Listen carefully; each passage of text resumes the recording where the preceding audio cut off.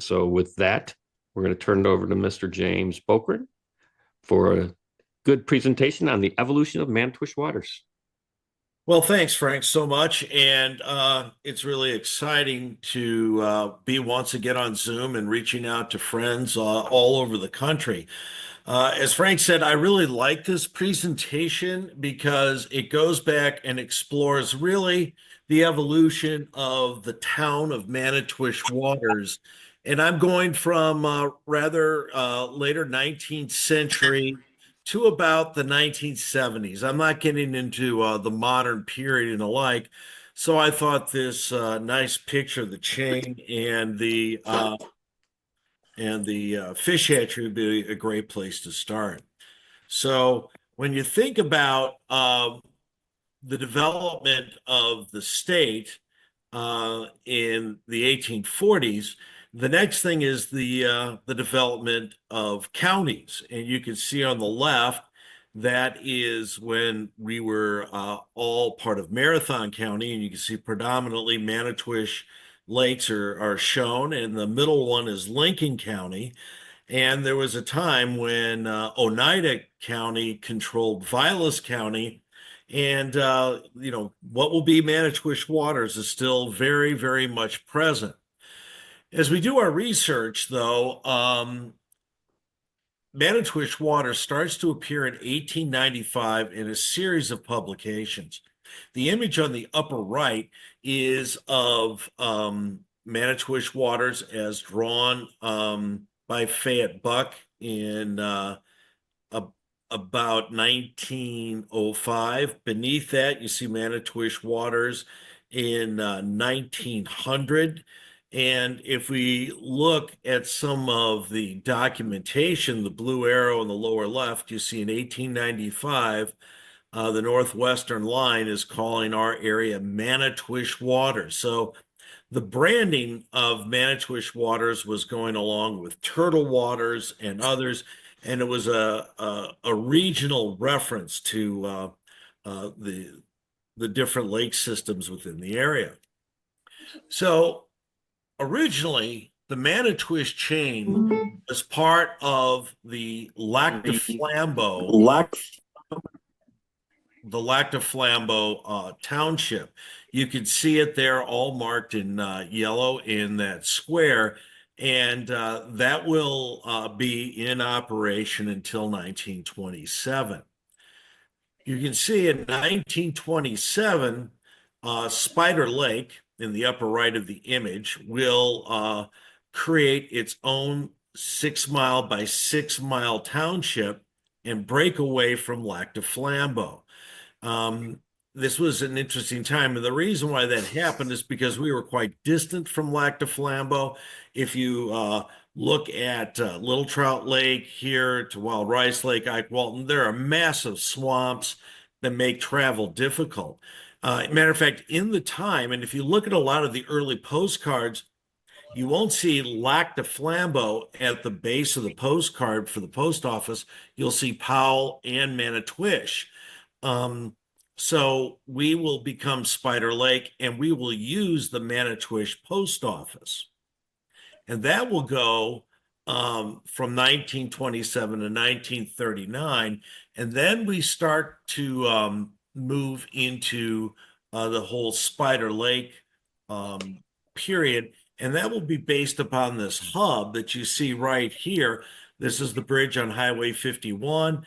And Kerner's was a strong hub area, and I'm going to go over all of that with the Spider Lake hub, and then later with the Rest Lake hub.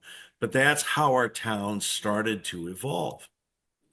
So we later became Manitowish Waters. One of the cool things that I found in our donations, and we always appreciate donations from folks, is I found the bumper sticker in the upper right, Manitowish Waters, home of the tiger muskie.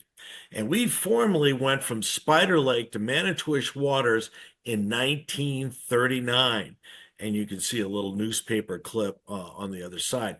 The reason why we did that has been reported by most is that we wanted our own post office. We were tired of getting our mail through Iron County in the town of Manitowish, and there was already a Spider Lake. So we went back to the name that had been really most common for the region of Manitowish Waters. And the rest, as they say, is our history. Now we're going to go through some of the identity of the structures of our community, the different areas in which our community operates, let's say just hubs within the township, and some of the civic and business organizations. Well, let's start with schools. And you see this big yellow line that comes all the way from Papoose Lake. Well, a lot of kids went to school at a place called Buswell, but Buswell was a logging town. It burned.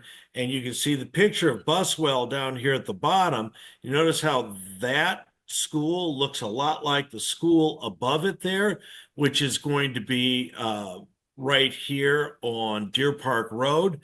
Well, that's because they moved it. That's where we got our school from. Prior to that, though, there was classes being held at Kerner's for a few kids. You can see the smaller orange image in the middle. To the left at Rest Lake, the Ilges held school services, and then the buildings at the ranger station on Rest Lake were also used. And finally, on the far right, over by where the tree services, formerly Dano's, now Micklick's, you see that small building is as you turn off of Highway 51. That is actually the old Wild Rice School. So we have these school traditions. And ultimately, then the new Spider Lake School is still very much visible. Looks like it is projected here on the left. It is just a little before Little Bohemian. It's a two-room schoolhouse, and that will be in operation until North Lakeland Elementary School between the four townships are created.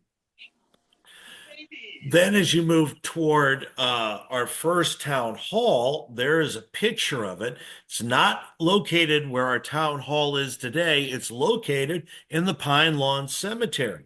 I was just involved in Wreaths Across America, a tribute to veterans, and it's interesting. You can see the building here, and you can see it in an aerial photo. And we did that presentation, and there is a service set of wreaths right in front of where that image is historically that goes over every branch of service. And ultimately, that will be our town hall until it moves out to Highway 51.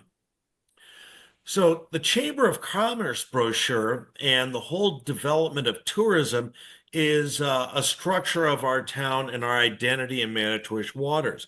So in 1936, while we were Spider Lake, if you look at the lower left, there's a yellow arrow down there, and it's the Manitowish Waters Chamber of Commerce. So even though we are formally Spider Lake, we're still identifying as a community of Manitowish Waters. You look at the upper right, it's the Manitowish Waters region. So, we're promoting our town based on that historic MW identity. And as we go through the decades from 36 on the other page to 46 to 56 to 66, this multi-generational approach of promoting tourism still goes on today with the Bureau of Tourism and is, again, a strong structure of Manitowish Waters. Fire protection is a great story. Matter of fact, if you look all the way to the upper left, and you will see one of the first 4 fire towers built in Wisconsin. It was actually a windmill tower that they made a cab for so they could call in fires in 1912. That was one of 4 ranger stations. Later, that will be replaced by the CCC boys with this more robust tower. So fire detection, prevention, and suppression was all part of the town. And then the folks in the community got involved, of course, to work, with Wisconsin Conservation Commission and the DNR, but also independently in the lower left. And then the old Manitowish Waters fire station where GT Auto Body is next to Little Star Garage. On the top of this, there's a big siren, and many of us have been here for a while. Remember the noon whistle? That siren would sound every day at noon, and you knew exactly what time it was. And it also sounded when there was a time for our first responders to help out in a difficult situation. So that's a great story. Another great story is the Manitowish Waters Airport. Started in 1945. This was really quite a stretch for a small community, but again, citizens stepped up and made that happen, and really has left an indelible mark on our town and our town's identity. I'm working with Jerry Wilkie right now to try to do a whole presentation on the history of the airport and aviation in Manitowish Waters. But a quick overview, we were very proud of the airport. It expanded, and we used federal monies to build the airport out and got additional lands. To the right, you can see a modern image of the airport. But those airport grounds, I mean, we have the town hall, the community center, the visitors bureau, the baseball diamond, our new historic marker, the flea market, Kohler Library, the former fire station, youth center, Lions Pavilion, playground, paddleball, pickleball, community gardens. I know I left out other elements there, and we are still benefiting from the relationship from this cornerstone, really, of our community that I think a lot of people don't make this strong connection with. So we're excited to do that here and now. Where faith was quite important. Numerous churches existed within town. On the left, you can see the Manitowish Waters Presbyterian Community Church. To the right, Our Lady Queen of Peace, the Catholic Church in town. Many of you may be aware that Quo Vadis, which is a resort-like area on Clear Lake, when you enter under the bridge out of Fawn Lake, directly to your right, the current owners actually have Quo Vadis right on their boathouse there. And if you follow the high banks of the shore, you can see the cabins as are illustrated there. And this was a retreat for priests and men of the clergy. And these men who came here actually conducted Catholic services during the summer. So again, we have that faith-based tradition within our town, which is all part of our identity as well. Now, this area between Manitowish Lake and Spider Lake is important. On the left, you can see where Deer Park was, and on the right, this is Buck's and Kerner's property. Blue Bayou would be on the right side. The wooded area across the channel would be Greer's Pier today. But this would be what I would call the Spider Lake hub, but it wouldn't be limited just to Spider Lake.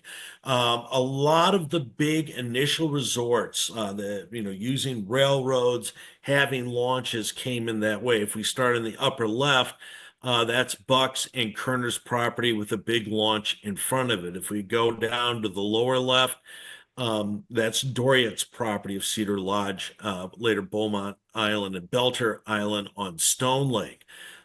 Middle upper, that's Voss's on Spider Lake. Middle lower, that's Deer Park Lodge. And then, of course, upper right is Little Bohemia, and then Lefebvre's resort in the lower right, all on Island Lake. And these resorts and the activism of the Kerner family really led to that Spider Lake designation over time and these resort hubs. Now, we start to transition in the 1920s, right after World War I, from boat launches and railroad dependency to a budding and soon flourishing automobile tourist standard throughout the North Woods.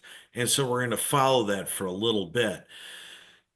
One of our podcasts is from Hotel World in January of 1921, capturing this spirit where Kerner's Spider Lake Resort, and you can see the icon on the right using Old Highway 10, telling people how to get their new automobiles to Manitowish Waters or Spider Lake or Lac de Flambeau, depending on the time, so they could enjoy being on the Manitowish chain.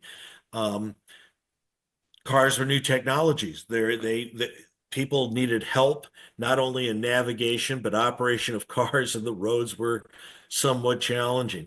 But as you see in the upper left at Kerner's and the lower left at Voss's, this automobile and automania of travel in the 1920s that will flourish even greater post World War II in the 1950s will really create quite a shift in the North Woods and changed the railroad monopoly that created these different communities.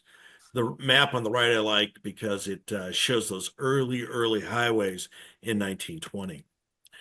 A gentleman who really grabbed onto this travel by automobile is Robert Lovelace and his Virgin Forest Park on Alder Lake. He not only built a pavilion that could hold 800 people, but he created, as you see in the lower right, tent communities. People can come down and they can camp and they can stay a night or they can stay a week. They can have a cabin, and he has a big party area. And as you see to the left, he has midnight luncheons. And his outreach was everywhere, but often, because this started in 1924, it was during Prohibition, he was reaching out to the UP because Michigan had much more aggressive enforcement on Prohibition and alike. And let's just say the rules of Manitowish Waters regarding Prohibition and certain kind of fun were far more laxed. And so people came down from the UP and Hurley and alike. Lovelace actually created 3 bars. In the upper right, you can see the pavilion. In the lower left would be on Highway 10 or Twin Pine Road, his first bar. And over on the right, that would be when 51 came through in 1927. He moved the bar. He created a new bar, actually, in the Howling Dog, and that still stands there today. So in the 1920s, these automobiles came and we got our famous white signs telling everyone to go because, the roads were kind of iffy and the signage was somewhat down. And there were not many trunks. As you know, right here you can see the, Boulder, Weininger, Star Lake, Sainer, the Northern Highland American headquarters. It looks to be County M, probably. But the white signs still remain today as part of a tradition that goes back to this early period of navigating the North Woods. And look what they had for roads. I mean, it was sand and pit run gravel, and not a lot of room on the sides either. So I'm sure that you can see a lot of service stations and businesses and road repair that would be needed. Speaking of businesses, I love this 1930s list of all the different businesses in town. And notice on the lower right, you have 4 other businesses like Laporte's Grocery and Hanson Hardware, and everything else is basically tourism. So you can see that migration is really happening within the identity and the economies of Manitowish Waters. Give you just a second more to look at them. You can always take a look at these and pause on our YouTube channel because this will be up on YouTube for all of you to go back to look at. So now we're moving from the Spider Lake hub to the Rest Lake hub. And to the left, you see that what is much of the shopping center in Manitowish Waters is actually an open field and a garden. And to the right, you see Manitowish Waters developed as it is today. In the 1920s, with all, 100 years ago, the roaring 20s, this influx of enthusiasm and the economy was booming and new technologies like radio and automobiles. And hey, let's develop some land. Over on the left, the Plat of Rest Lake, these are small little 50-foot lots, all chopped up all the way to the dam. If you look over here, all the way to the dam.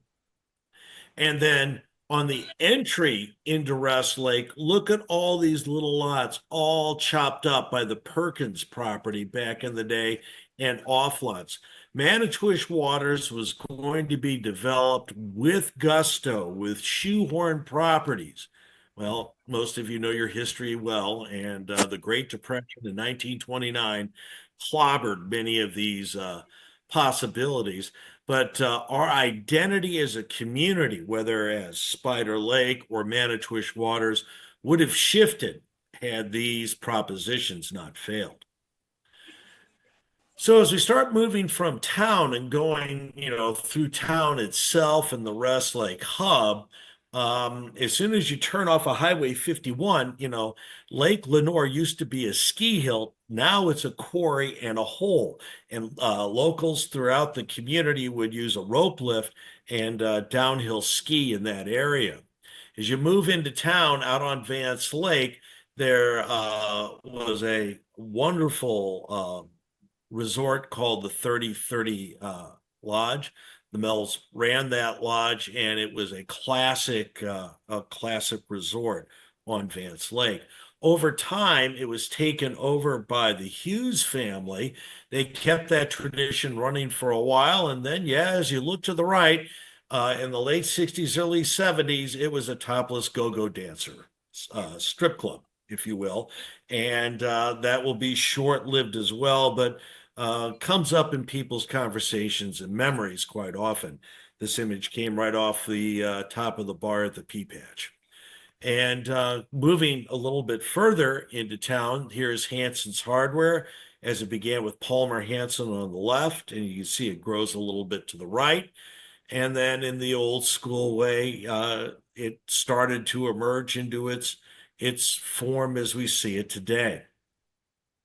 Across the street, that's where the post office was, and it is the spa and the salon today, but I have many fond memories of going in there and mailing letters and alike.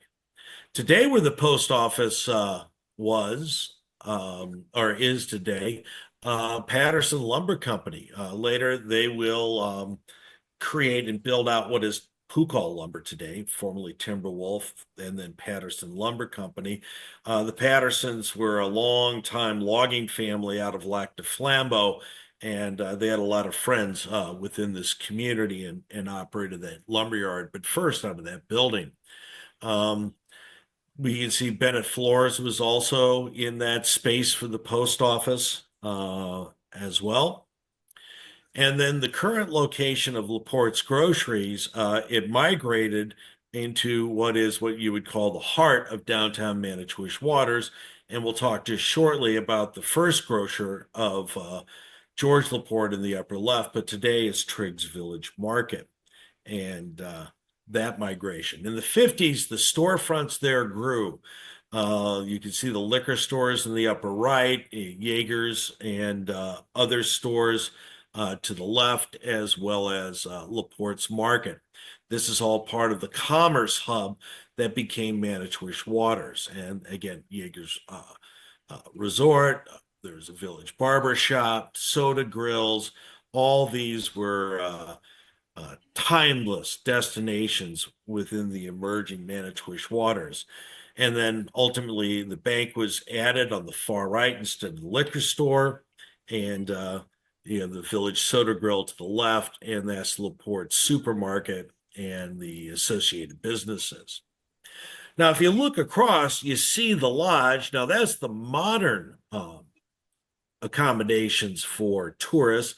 But actually, if you look to the right, going up the road, you would end up at Joe Ilge Sr. and Joe Ilge Jr.'s business on Rest Lake.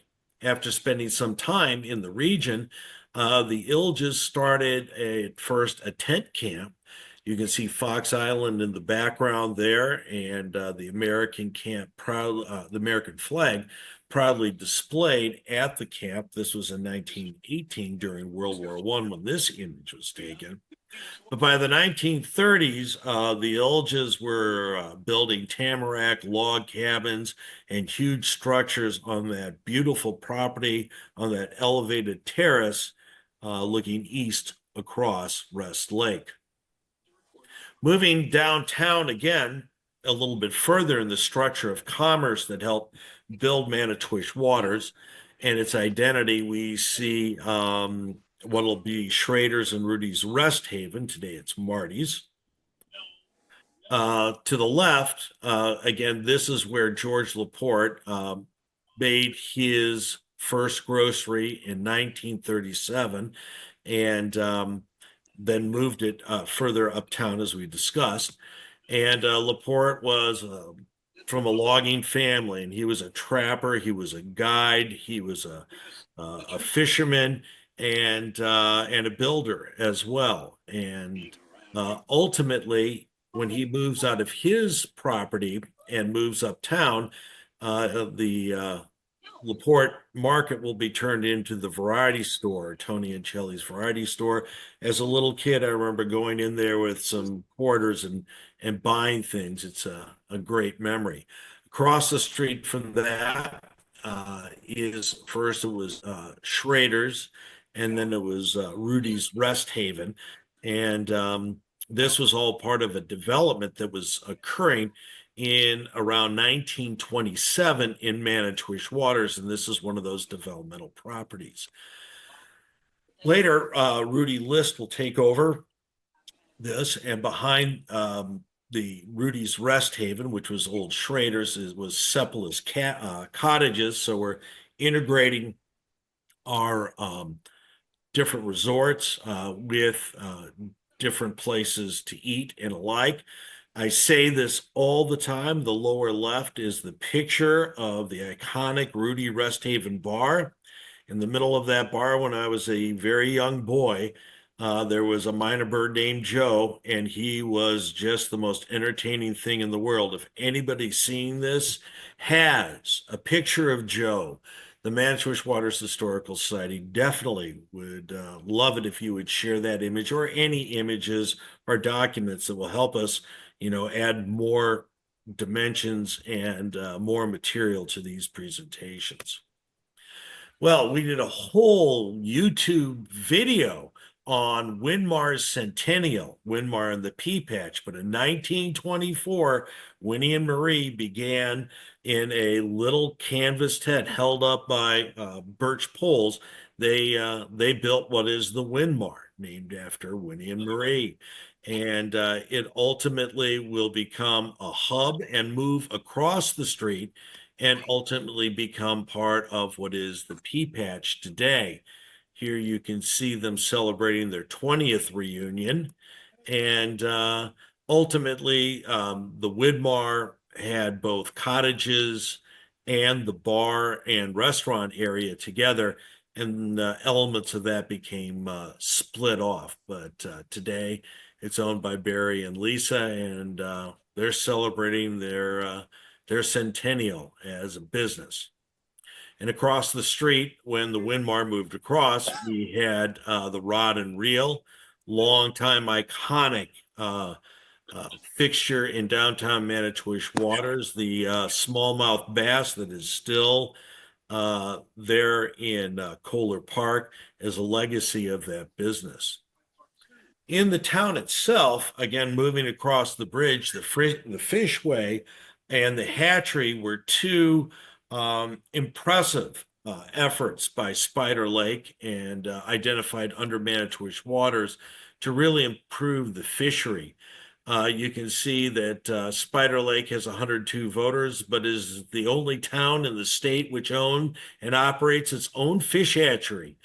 And very, very prideful about that notion of a municipal fish hatchery that is operating in conjunction cooperatively with the Wisconsin Conservation Commission. Raised $1,000 locally, built the fish hatchery. This is right below the Pea Patch, and it's reaching out over the river itself. That's what all those pylons are there for. Was to support this structure. And you can see from the Wisconsin Conservation Commission We were the first, as the arrow shows, fish hatchery like that. And we were still Spider Lake, but we identified as the Manitowish Waters Fish Hatchery because that was our regional identity from the very, very beginning. And if you go into the inside of this, you can see it was really a robust area with the jars of eggs and the rearing tanks and alike. And rearing ponds were made out throughout the community by the CCC to raise these to fingerlings before they were released. We also created the first fish ladder, Harry Barr from Ironwood, with strong ties to Winchester, picked Manitowish Waters Dam as to create a fishway or a fish ladder. You can see in the right side here this big block. This was done with Charlie Realis Sr. He did a lot of the concrete work, and they created this great vault that would have this timing piece that went back and forth. Here you see it with barbed wire and cyclone fencing because people were helping themselves to free walleyes when they were going up during spawning. And you can see some of the details on the right. But this was a bona fide fish lock that would have a timing mechanism. You see on the left, based on water flow, that would raise and lower a gate in the center. And as the water rose, they went up a chute and they popped out on the other side of Rest Lake. Some of us may remember without a lot of joy that the chain had to be lowered twice because it was leaking, and it is this little pipeway that was the culprit. And it wasn't just the pipeway, it was a washout underneath. So fortunately, we averted this historic legacy and any problems from it. And this is an image of locals pushing fish into a fight net and actually counting those fish for the purpose of, I'm muting everybody again just because somebody didn't. I think that should be better for all of us. And they counted that. So this is a point of pride. Look at the people on the bridge. They're wearing, their Sunday best. And again, this is part of the identity of our town. Also within the town, we actually petitioned on several occasions the Wisconsin Public Service to change dam operations. And in 3 out of 4 times, we were successful in getting changes to better protect the quality of fish on the chain. So as a town, we were very proactive and really had an eye to better fishing, sustainable fisheries, and environmental promotion of walleye catches like you see here on the right. This used to be what went on. And here at the old Spider Lake Town Hall in 1937, we asked for them to change the way they lower water. It used to be in 37, they lowered the water to 2.5 feet. We wanted to raise it to 5 feet, and they went along with it. So the outlet of Rest Lake, we're going to be heading up a little more. We're still working on that Rest Lake hub. And that's what it looked like in 1937. But on the far right, you can see, and this is what it looks like today. We had the Northern Lights. It was owned by Zigrays at this point, and it was a premier building. It was made out of all concrete block. You can see here to the right the fish hatchery to the left in the image, and again the Rest Lake Hub was actually growing. The views from the Northern Lights were truly iconic in the time. And then the Northern Lights Bar, which is the Aurora Borealis today, owned by Kevin Tyson, was operated by many different vendors.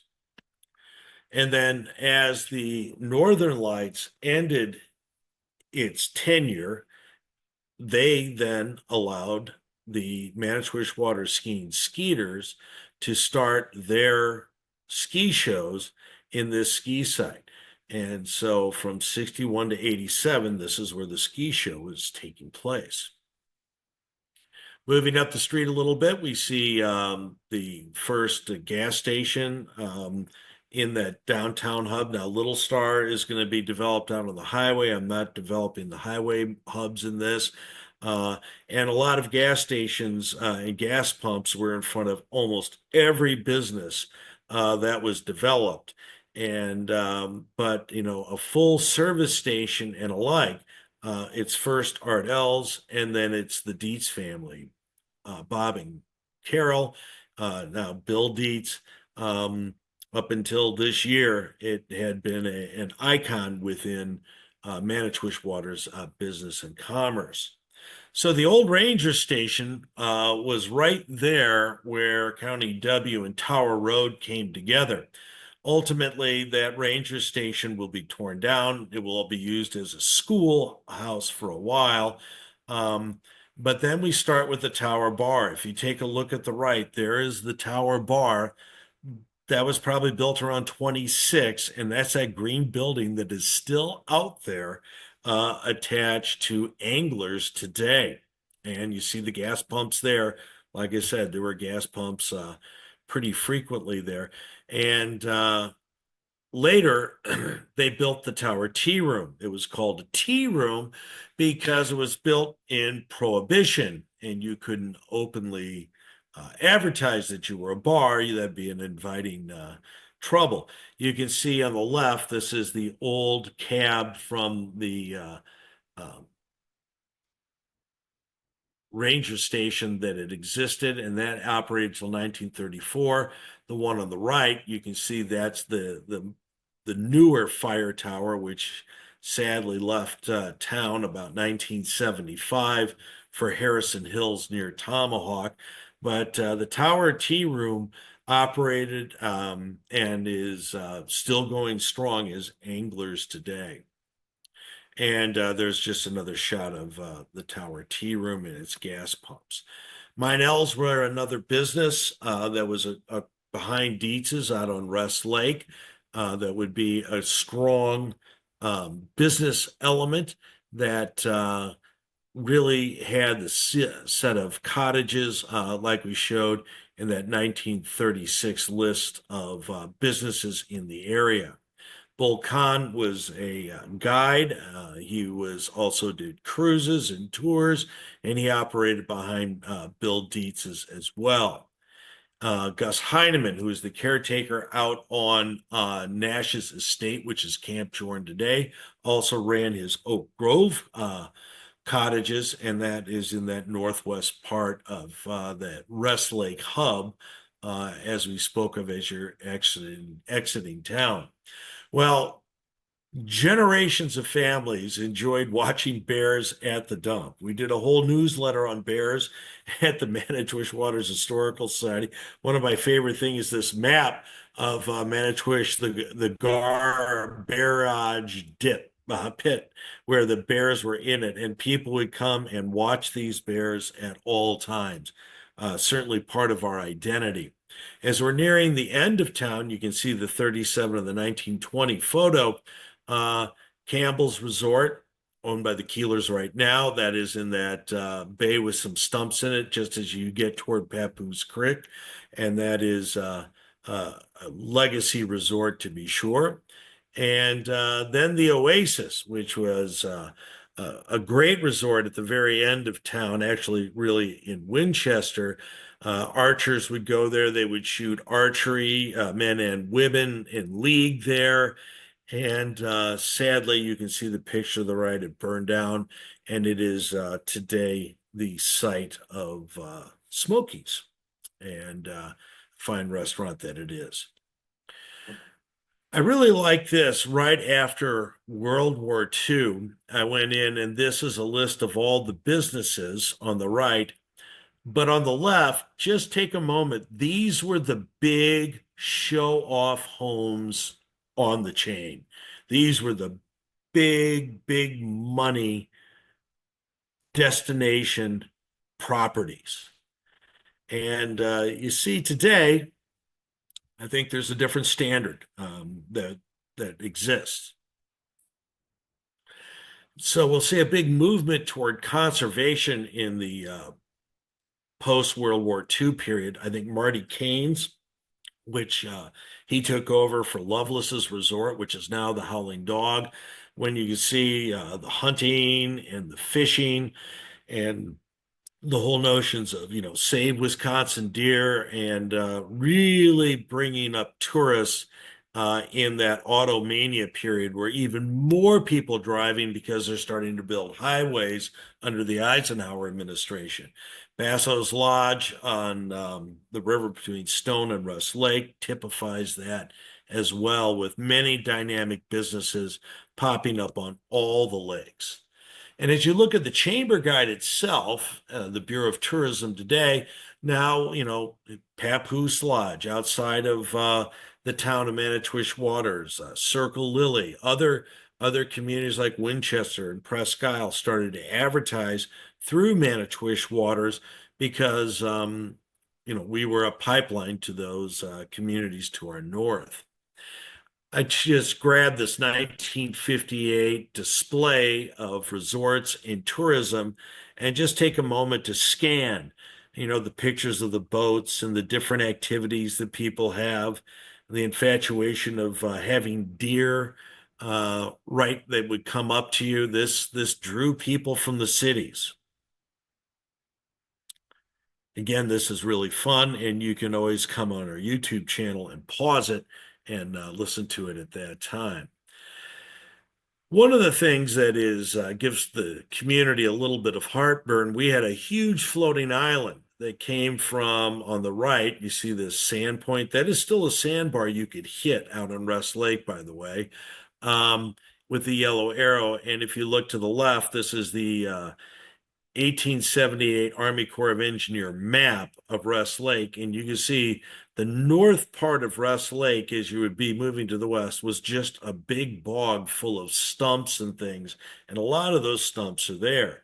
But when they raised the Russ Lake Dam, the green arrow shows that a big part of that swamp and bog dislodged and created a floating island.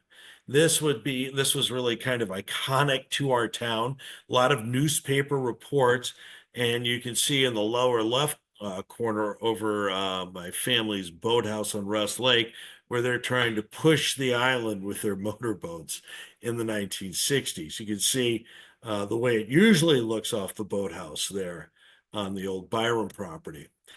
But here's the newspaper.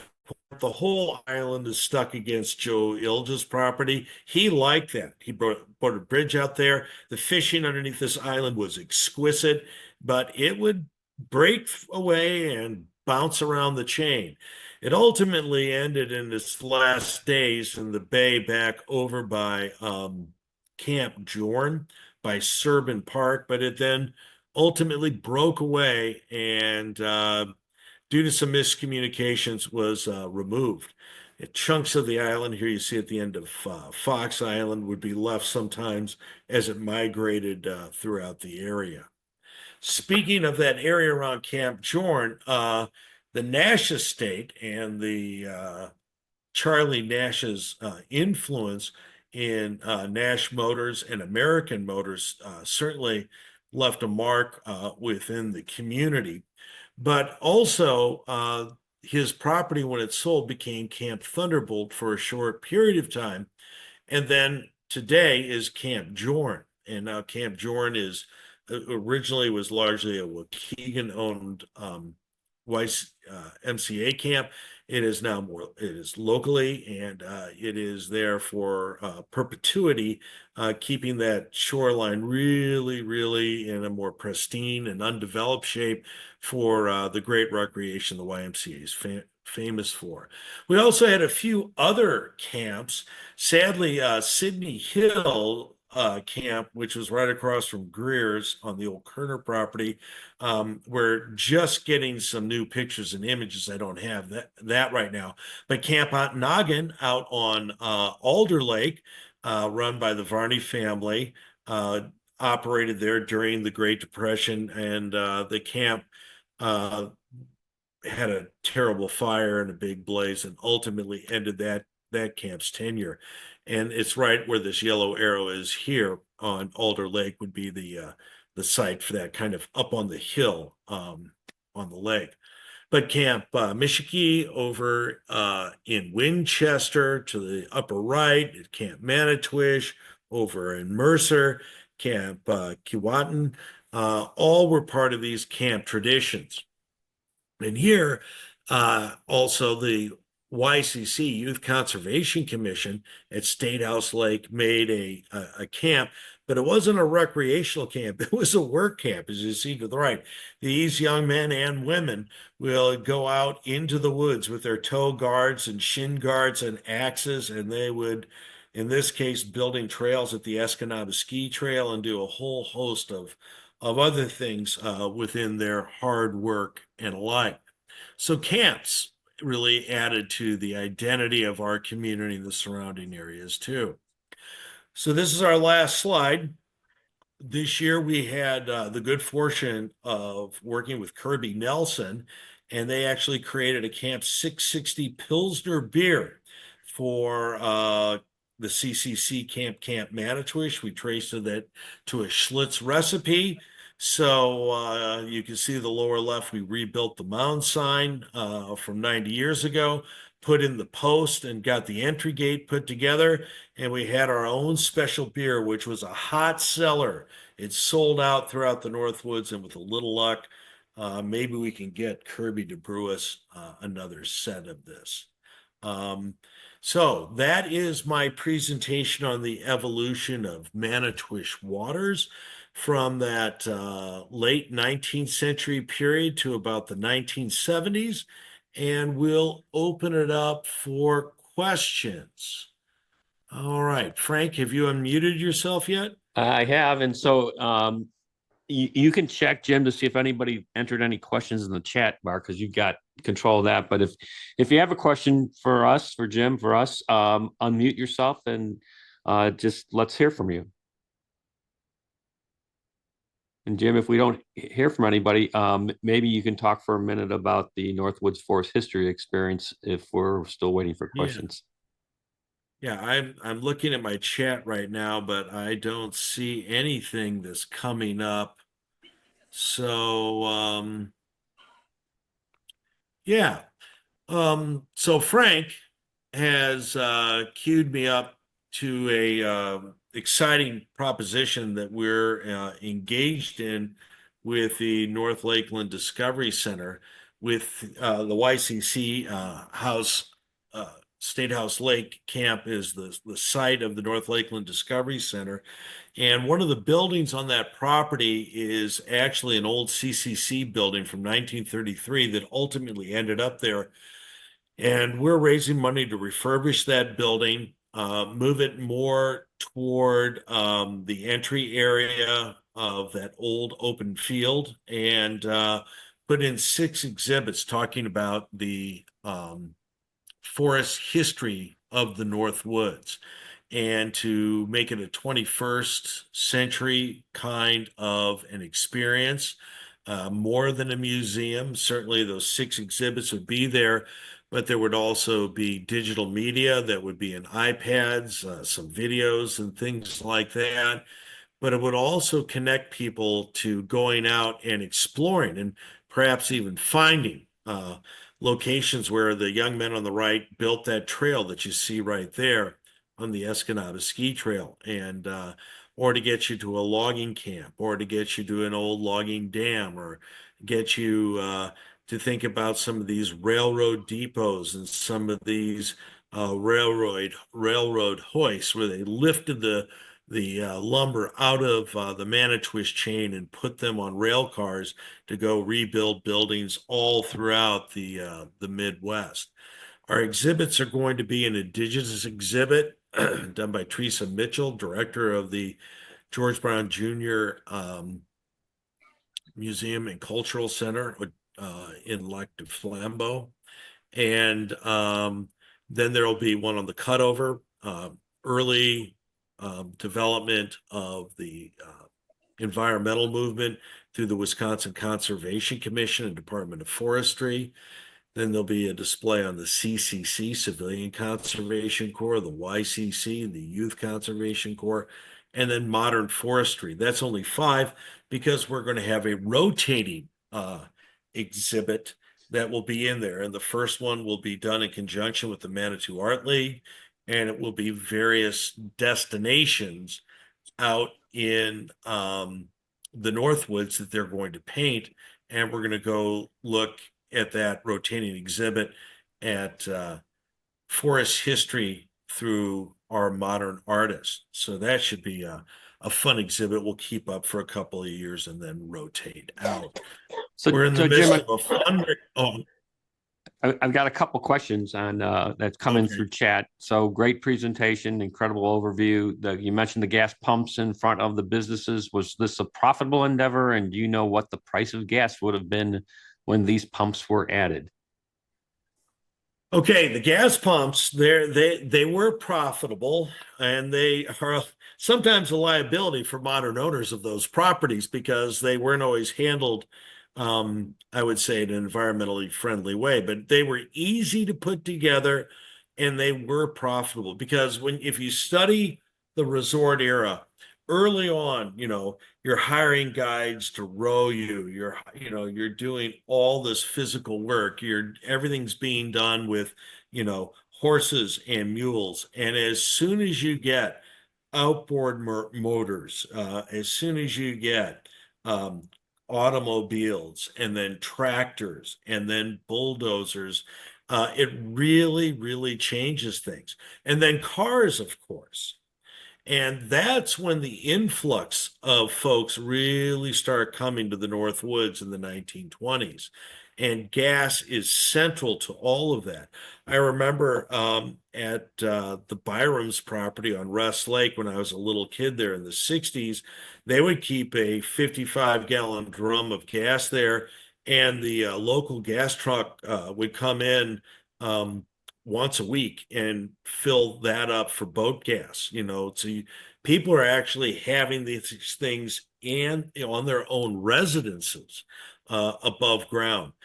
The price of gas at that time, I'm sure it would be somewhat higher than the national average because we were more rural and transportation costs. But I couldn't venture a guess. My recollections are, there was like a quarter or a gallon or something like that, 35 cents.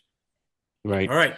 So Jim, I have another question, but as I'm about ready to ask it, someone's asked if you can pull up any information on the North Woods Forest History Experience.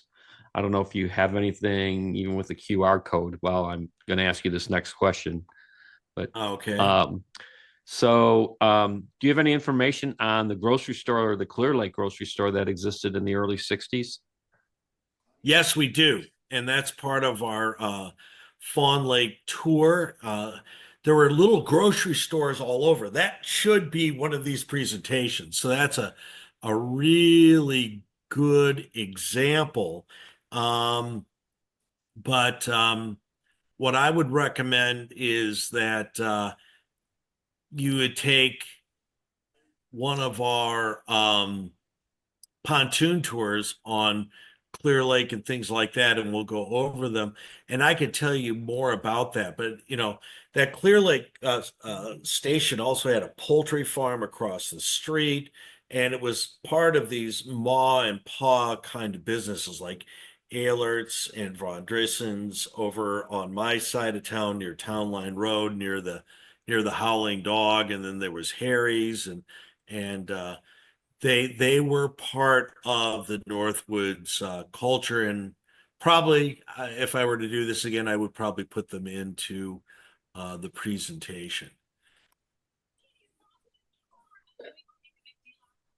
Any other questions out there, verbally, or you can use the chat box to send them in. Yeah. All right. I'm gonna try a screen share because while I was doing that, are you still seeing my PowerPoint?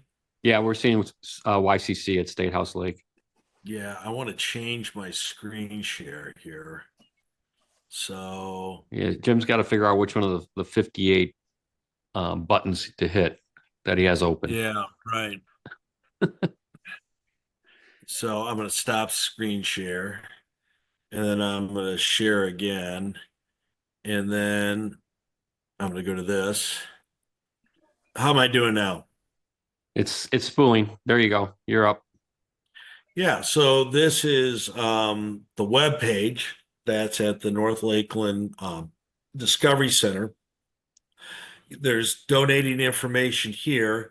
You can see the whole plan for the project right here. I clicked on the right. It talks about the Forest History Museum, some quotes from Increase Lapham, who was a great Wisconsin author with pictures from the North Lakeland Elementary School. And I'm just going to march through it. We explain the need, the sponsors, the stakeholders, the different audiences, what we're trying to renovate, what the building looks like, the inside design plans, what the displays are intended to look like going forward. And if I pop through this, we talk about each of the exhibits, as I already did, and we'll leave it Looks at like you. that. Yeah. So So you can go to the North Lakeland Discovery Center or to Manitowish Waters Historical Society and look this up, but it's the Northwoods Forest History Experience. yeah, so you can get to this information either via the NLDC website or the Historical Society website. You're welcome, Ed. Any other questions before we wrap up this evening? Oh, when did the train tracks to Manitowish get abandoned, and when did the last trains run up there? I know this and I'm going to fumble. Because I wrote up that whole thing on the town. I want to say it was in the early 1960s. They left the railroad ties there for a while. I remember walking on those things as a kid, but then ultimately they were all pulled out of service. I have that on a Clio tour, which we're going to announce soon within what we do in the Manitowish Waters Historical Society. So you can access that information geographically, but I don't have it at the tip of my fingers right now. Hey, Jim, can you hear me? Yes. My wife to be got off the train in Manitowish in July of 1967. So it was Okay. Well, there we go. still More toward the operating at that middle. point. Thanks, TJ. Very good. Thanks for Your the wife, save.